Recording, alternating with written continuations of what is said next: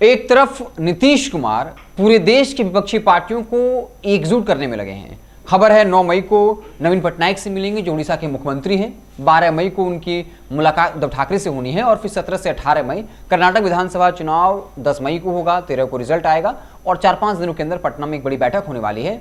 तो दूसरी तरफ खबर यह भी है कि भाजपा भी जो नीतीश विरोधी खेमा है उसकी एक बैठक बुलाने वाली है। और इस मसले पर जब चिराग पासवान से सवाल पूछा गया कि क्या आप उस मीटिंग में जाना चाहेंगे, तो चिराग पासवान ने कहा मुझे इस बारे में खबर तो नहीं है, लेकिन आएगा तो हम सोचेंगे। लेकिन ये जरूर कहा कि अगर चिराग मॉडल की तर्ज पर कोई गठबंधन बनता है तो हम उसका हिस्सा जरूर होना चाहेंगे। चिराग पासवान ने क्या कुछ कहा है, इसके क्या मतलब निकाले जाने चाहिए, इस पर चर्चा करेंगे। लेकिन हम चाहते हैं कि पहले आप चिराग पासवान का जवाब, इस सवाल पर उन्होंने क्या जवाब दिया, इसको आप जरूर सुनें। भाई और कोई बनाए ना बनाए बट चिराग मॉडल के नाम से एक मंच मैंने तो ज़रूर तैयार किया था 2020 के विधानसभा के चुनाव में। तो वो चिराग मॉडल आज तक भी मुख्यमंत्री नीतीश कुमार जी और उनकी पार्टी के राष्ट्रीय अध्यक्ष को चोट पहुंचाता रहता है।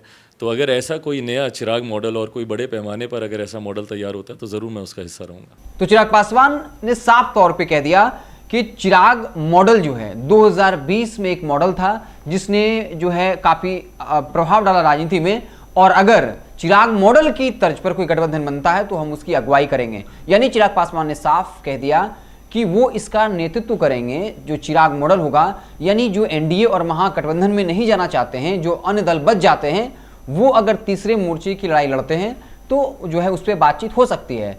इस बयान के क्या मतलब निकाले जाने चाहिए, राजनीतिक विश्लेषक के बयान ये जो है मतलब निकालते हैं कि चिराग पासवान जो है वो बीजेपी के सामने सरेंडर करने को बिल्कुल तैयार नहीं है। चिराग पासवान को ऐसा लगता है कि जब 2024 का लोकसभा चुनाव आएगा तो ये बीजेपी की मजबूरी होगी चिराग पासवान की शर्तों को मानना जो वाजिब वजह होंगी, क्योंकि चिराग पासवान को इस बात का आत्मविश्वास है कि जो पासवान जाति का वोट बैंक है वो उनके पास है, न कि पशुपति पारस के पास। और यही वो आत्मविश्वास है कि चिराग पासवान जो है वो नीतीश कुमार पर हमलावर तो रहते हैं, लेकिन अब कहीं ना कहीं मोदी शाह को लेकर उतनी भक्ति भी नहीं दिखा रहे हैं जैसा पहले दिखाया करते थे। अब शायद वो एक सदी हुई राजनीति कर रहे हैं, अपने दोनों तरफ के विकल्पों को खोल कर रखना चाहते हैं। और चिराग पासवान इस बात को भलीभांति जानते हैं कि अगर बीजेपी के साथ उनकी डील नहीं होती है तो फिर एक और विकल्प खुला है, बीजेपी को डराने के लिए ही सही, कि वो तेजस्वी यादव के साथ आरजेडी के साथ जाएंगे तो फिर बीजेपी की मुश्किलें बढ़ेंगी। और चिराग पासवान इस बात को भलीभांति समझते हैं कि 2024 का लोकसभा चुनाव मोदी शाह के लिए महत्वपूर्ण है, खासकर मोदी के लिए, क्योंकि बिहार कोई राज्य उतना मैटर नहीं करता, लेकिन उनको दिल्ली की गद्दी चाहिए। और उस गद्दी के लिए अगर चिराग पासवान के साथ उनके मन मुताबिक कुछ बातें मान ली जाएं तो इससे बीजेपी को फायदा ही होना है। इस वजह से चिराग पासवान ने बातें कही कि जो बैठक बुलाई जानी है नीतीश विरोधी गुट की वो हो या ना हो, लेकिन अगर बिहार में चिराग मॉडल के तर्ज पे कोई तीसरा मोर्चा बनता है तो हम उसमें शामिल होने में कोई ऐतराज नहीं है।